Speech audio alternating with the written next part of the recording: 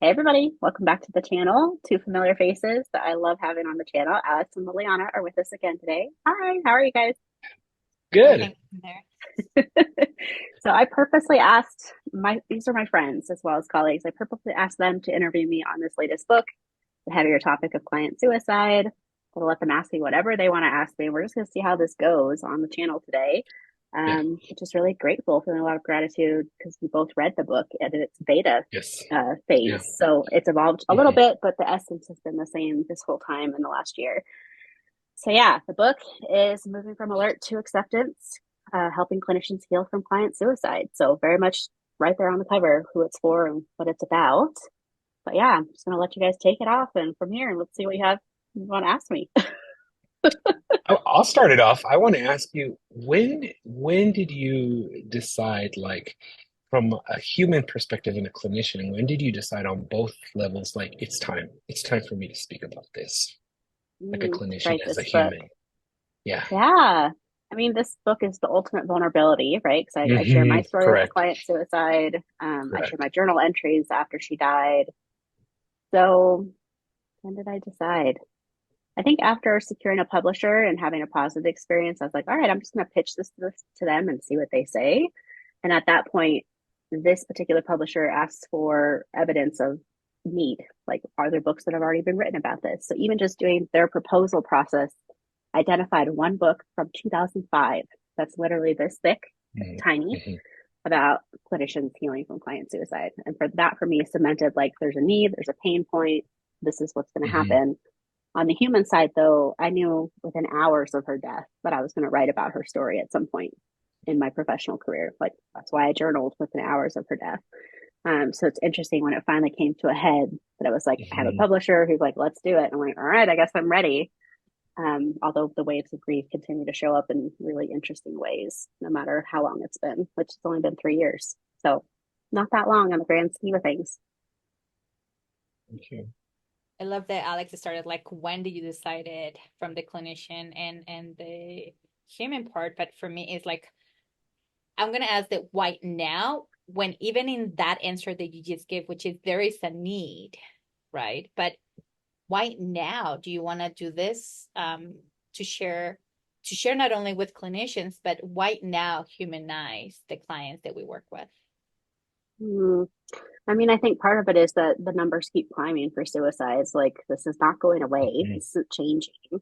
You all both have heard me say, like, when clinicians tell us they don't work with suicide, I go, okay, sure, that's what you think, right? Like, so like some Hmm. snark shows up, because it's human. It's very human to have suicidal thoughts, and the stat that like lingers with me: this 1 in 4 clinicians will have a client die by suicide in their career. Those folks are in our community already. They just haven't talked about it. They felt like they couldn't. So I know before we hit record today, I shared like a colleague just texted saying like, "Yep, I'm so glad I'm Hmm. reading your book." They actually were a beta reader also, so they'd read it, and they're like, "I'm so glad I had Hmm. this as a resource because my client just died recently." I was just like, "Oh, like it's so heartbreaking." But like I expect Hmm. more people to come out of the woodwork talking about it Yeah. because I'm modeling it's okay to Mhm. talk about it. So that, with the fact that I think I'm more comfortable as an author now, I'm like, well, I feel like Hmm. all 7 books before this one was like practice to write this book. This book was the hardest, most emotional one to Hmm. write. And you both saw that in the voice Hmm. when you read Yeah. it. Yeah. Yeah. Yeah. And I think there's a gift that came with the vulnerability when you wrote it. But there's also a gift for us as clinicians reading it that lets us know we're not alone, number one.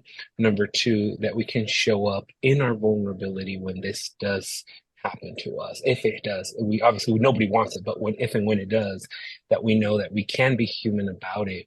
When you think about the process of writing it, can you talk a little bit about taking breaks, managing the grief in the process of writing? How was that for you? Yeah, I mean, this book is, I describe it to people now as it's 2 books in one. So the part A of the book is here's suicide assessment, here are 3 client stories, kind of figuring out what's going on for each of them. And then one of them dies by suicide. And then we move into the part two, which is here's how you heal Hmm. from that and what that looks like. And so I wrote it pretty much in order. I didn't actually go out of order, which is a strategy some other authors will have to do because they get stuck or get in writer's block. But it was really easy for me to write part A, part one, because I was like, I've been training on this for 9 years. When I finally got to part two, doing the interviews with some of the colleagues who were willing to share their story of client suicide was really helpful because it started to show some themes that I wanted to really capture in writing of like, here's a thought, here's a feeling, here's something that happened. So that part, even when I was writing it, I had a lot of like gratitude and compassion showing up. I wasn't really in sadness about my client because I was really focused on doing justice to my colleagues who opened up and said all I'd be interviewed. They knew I was going to de-identify and change a lot of things, but they were open and willing when so many of us don't feel like we can do that. So I really didn't need to take breaks until the very end when I wrote the book. And I texted both of you and I was like, why am I in grief submitting this manuscript? Like it hit me like a freaking ball of bricks where like usually authors are like elated to submit their manuscript. And for me, I was like crying within like 20 minutes of submitting it because it was like, oh, it felt like finality.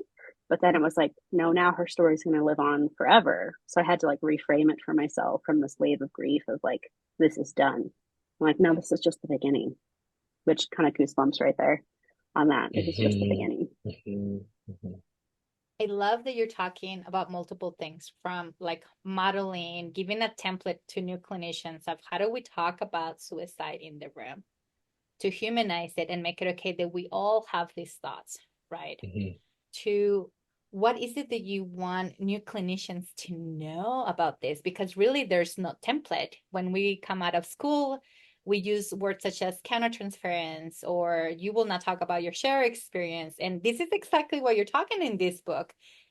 These collective share experiences that we have as clinicians and how we can use it in the room, right? So what is it that you want the new cohort of clinicians that are coming out to know about this topic? Ooh, such a good question. I mean, I think the first initiative is not be afraid of talking about suicide, right? So like we're continuing to have to say like, hey, asking about suicide doesn't give people the idea. That's a myth. So like enforcing that with my students or my colleagues of like, please ask the question, be direct. Are you having suicidal thoughts? Is this part of your experience?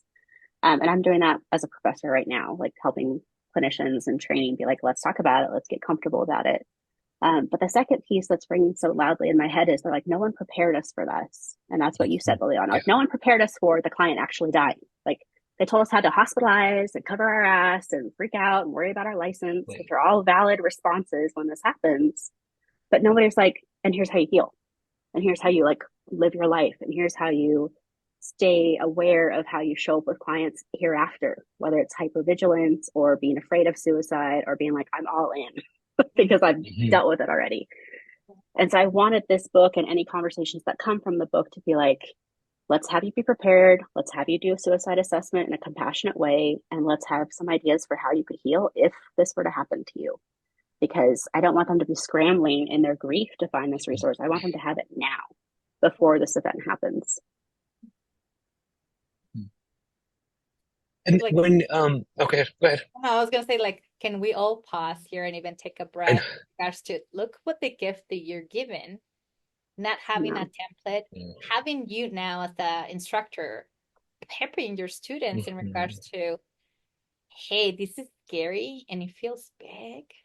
And this is what no one is telling you about, which is as a therapist, as the human therapist in front of a client, who, if they dare to talk to you about these ideas, right? How are you not going to normalize it and humanize it? Because we're feeling hopeless. And then as a therapist, can you join your client feeling hopeless, right? And then this is what you can do so that we're not that afraid of the topic and automatically leave that experience to go to, okay, let's call 911. Okay, let's go through a procedure versus like being here with you and normalizing what you're sharing with me, which there's so much empathy there, right? So I hope that everyone who's listening into is like, hey, pause here, check what is happening for you, and then join in, because this is a conversation that as professionals we need more of. But if you are a student, right, bring this topic to your instructor. Can you prepare me for this? Yeah. And how do we do that?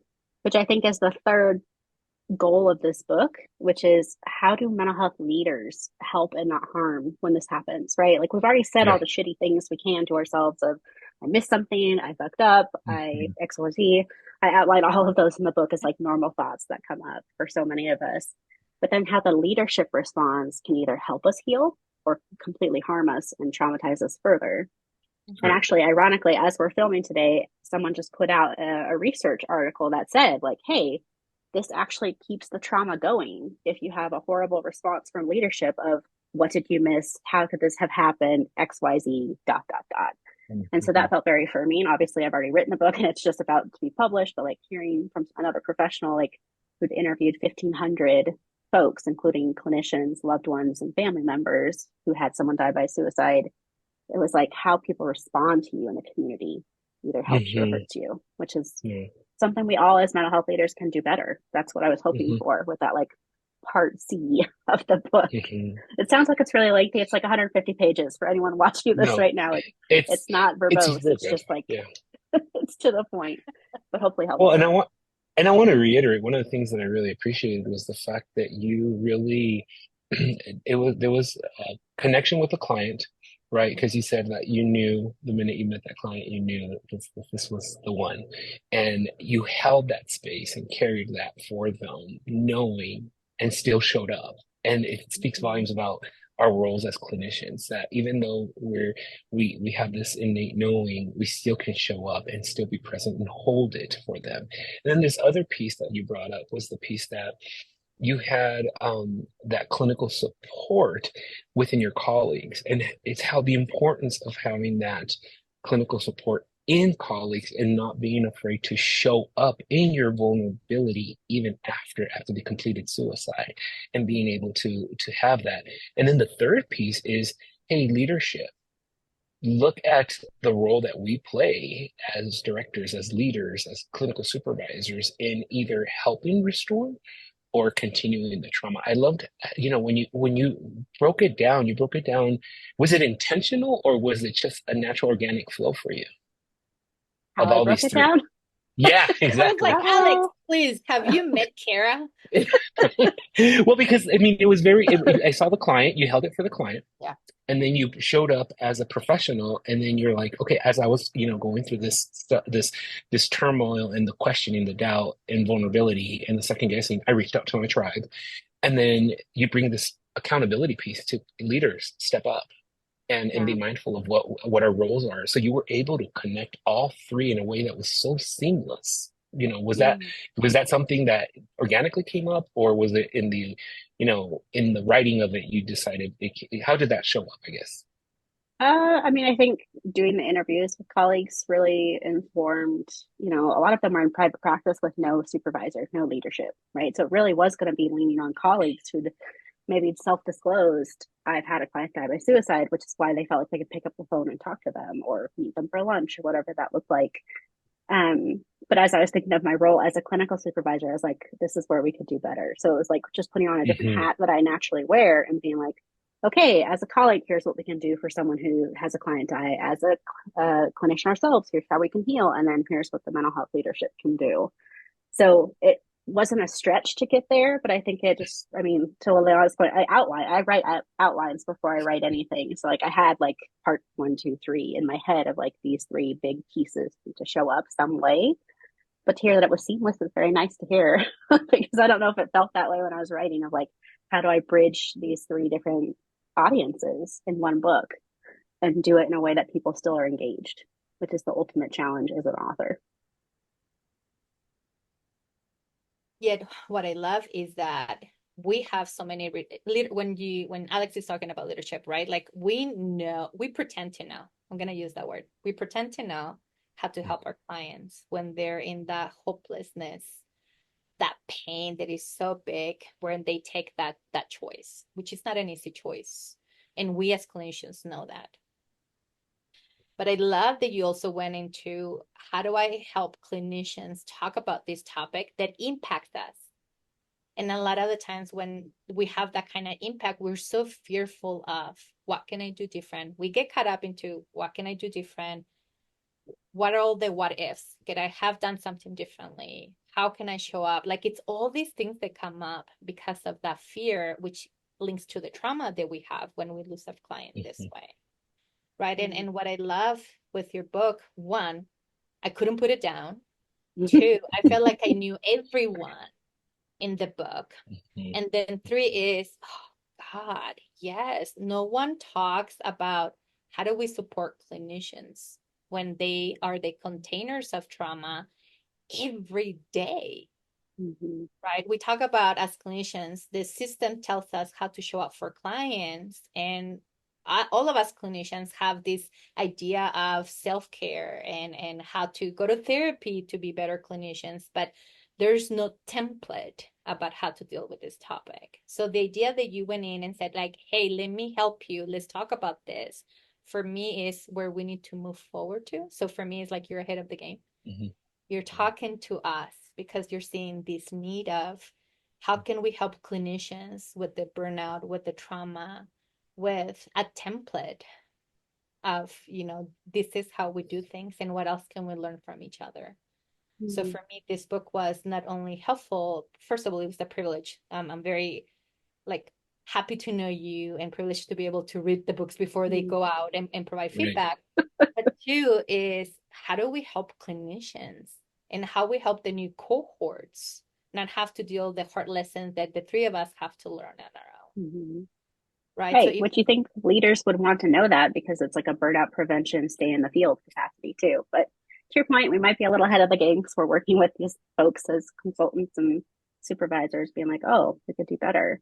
And the tone of voice of this book is, I'll just ask you both. You heard the tone of voice. You hear my voice Mhm. probably when you're reading it. But like, if you had to describe this to someone who hasn't met me, how would you say that tone showed up? it was very friendly and Yeah, compassionate. very humanistic and very soulful and humanistic in the sense that here is the reality, here's what happened, here's what I felt, and here's how I navigated it. So it was very, your subjective perspective brought a humanistic and soulful approach to the clinician and the human component, which I loved. I appreciate And that.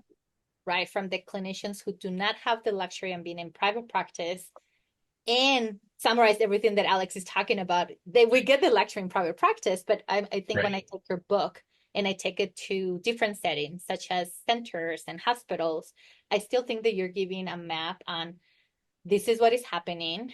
This is what we can do. This is how you can show up for them. And this is what you need to advocate for you within this setting. Mm-hmm. So it's also very helpful because when I think of my supervisees who work on school settings, who work on hospitals, who work like this is so applicable to them as well, without using humanizing, without using it's just very approachable. That's the word. Hmm. It's very Hmm. approachable. I appreciate that. Yeah, because I think, with this publisher, there's a peer review process for the proposal, which is people say yay or nay, we want to see this book show up, which I actually really like about this publisher that I'm working Hmm. with because they're asking Yeah. colleagues, like, do you want to read a book like this? And it was interesting because it was a polarized split at the time that the proposal showed up for them, which was people saying this book's already been written until they got to the part of there's not a book about clinician healing. Yeah. They're like, there's plenty of books on suicide assessment, safety planning. We don't need that. We want the clinician healing. Yeah. But I refused to remove that first part of the book because I felt like it actually like created the story, which I've Hmm. told you both is like the three clients. Your reader is guessing which one dies, Mm-hmm. which I think is a point in and of itself of like this is gray area. This is not predictable at all times. There's a lot of complexity to suicide and suicidal thought, Mm-hmm. but like helps people move towards here are all the things that happen and then here's the healing component. But yeah, like my stubbornness as an author was like, no, I'm not taking that out. Like if you say yes, which the publisher obviously said yes to like the book, then I'm going to write it how I want to write it. But it's really nice to hear that it was an approachable tone because a lot of academics reviewed this proposal and they're like, what's the research? What's the da da da da da? And I was like, in the introduction, I said, this is not about research. Like I absolutely have sources. Yeah. It's more about heart, which I think you both know me well enough to know that's what this was about. But for someone who doesn't know me or is jumping on the channel to watch this video, like, yeah, I come off as playful and snarky, but I also appreciate the feedback that the tone was gentle Hmm. because I'm not here to Yes, it is. shame anybody. Like, we've all been through a lot. And I wanted this book to feel approachable, as Liliana said. I Yeah. appreciate that.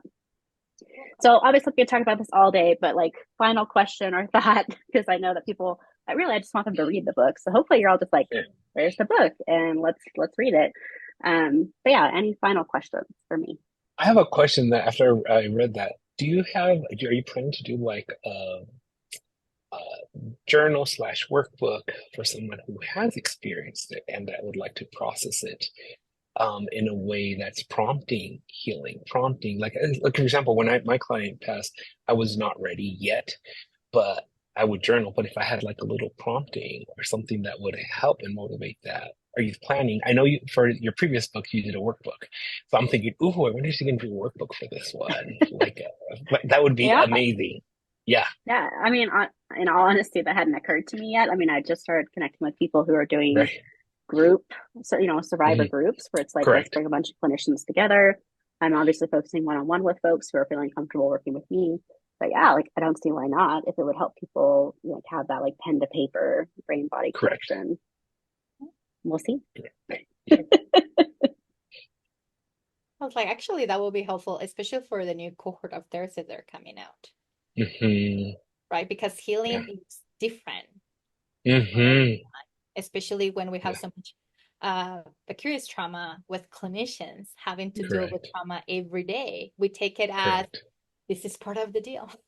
So can Yeah. you imagine actually having a workbook through like Yeah. writing thoughts of your day? And yeah, I think it's actually Yeah. genius to Yeah. go. It's like, prompting, and then one page of just mandala and what comes up for you, song list of what would, oh, I mean, run with Yeah, it. Alex, I feel like you have it written. Yeah. Like, No. but Yeah, no, because I yeah, hear you're that. right. Mhm. Yeah. Yeah, I mean, there's obviously in the book there are I think there's like almost a dozen ideas of how to heal, and so I feel like that would Hmm. inform the worksheets or the pieces of the workbook really easily. Of like, okay, here's one Hmm. thing, writing prompt. Here's another piece, writing prompt, or activity or movement or whatever. Correct. So yeah, I will have to see. I'm not opposed to it. I think we'll just have to see how people respond to this video and be like, yay or nay, folks. Comment below and tell me if you want Yes. that. And trust me, I would love to work with you on that. If that me with the mandala piece, the active imagination, that would be so amazing, especially I for love the that. healing component. Yeah, yeah, yeah. Very cool. Well, I appreciate you both. As I named, I would not want to do this interview with anyone else because I feel trust and safety with both of you. I didn't cry, so we're all good. Although I felt it at one point when Liliana was talking, I was like, water, right? Um, but yeah, I think the big message to folks watching this video here to the end is I hope that you feel seen. I hope that you Hmm. feel more prepared than you did before, or that you can give this to someone who really needs it in a moment where they feel like they're the only one, because obviously they're not. But that's the narrative we have: is this is only happening to me. And I'm looking forward to how the community responds. I've been preparing for a year for the judgment, right? It's still stigmatized to have a client die by suicide. So maybe this will create some curiosity and openness to that it's not black and white.